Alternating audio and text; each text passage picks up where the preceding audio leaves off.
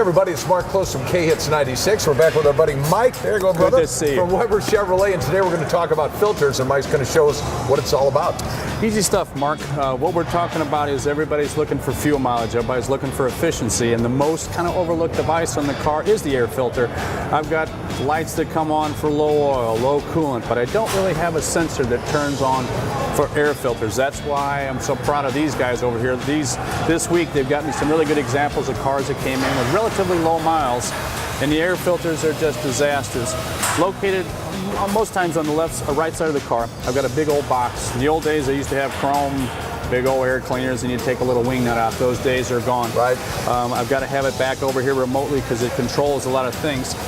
So when they come in, as you can see, this one had about 18,000 miles in normal use. One of the things that it does is indeed that is trap big old particulates and stuff that comes off the road that we can't, avoid. And it starts to clog up. When it clogs up, I always tell folks it's like drinking a milkshake and that little cherry gets caught in the end. It starts to draw. Right. The engine then kind of labors. It has to really get really bad before a check engine light comes on. If you can catch it beforehand, like I say, these talented guys have to use the tools and the technology to get in there and see that, but you can physically see it. They come in various sizes and shapes, a lot of surface area to try to catch this junk, but if it's doing its job, you can just see the amount of junk just between them. It's like a vacuum cleaner at home, but we don't clean them, we just take them out and throw them away. Oil filters are one of the things folks kind of like to see. Years ago we had the old spin-on ones, still have them in a lot of times, but I always suggest on the newer cars with our smaller cars not to do that because they're now located partially in the motor. The one thing that you see is the size. A lot of folks say, I thought it was bigger than that, because oil has to be pressurized to go through the motor. It takes a lot of horsepower to turn that oil pressure.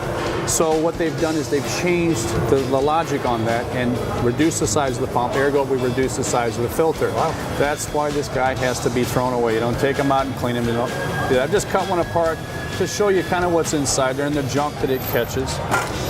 Fresh filter just for example, but again, it's kind of buried in the motor. Takes some specialized tools and some specialized times, it goes all over creation. So I strongly suggest not trying to do this one in the driveway.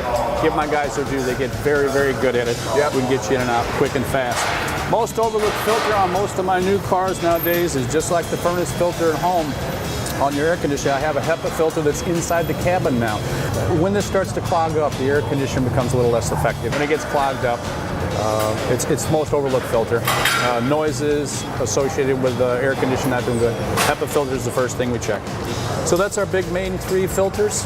That's what we're here to do. Got some really good guys that get really sharp at this kind of stuff and make life easy for you, so it's kind of seamless. Right, and again, mileage really plays a big part on this. You can get a great new car, like the Chevys and the Cruise, it gets like up to 42 miles per gallon. But if you don't have the clean filters, it's really going to affect the mileage. I can negate that down. Yeah, I can lose 2 or 3 miles per gallon easily with something like that. And she continues to run good, but just not quite the same. Right. But because we start it up every day, you get to see that day-to-day degradation of the filter, and then one day you're going, hey, Scotty, it's not running real good. That's the first thing we look for. Good. Thanks, Mike. We're here at Weber Chevrolet. Don't forget the filters. We've been telling you about maintenance, how important it is. If this is way cool on your smartphone, you have an app, and you can line up an appointment to get that oil change, make sure the wipers are working wherever you go. It's an app. You can find it right on your smartphone. Hooks you right into Weber Chevrolet.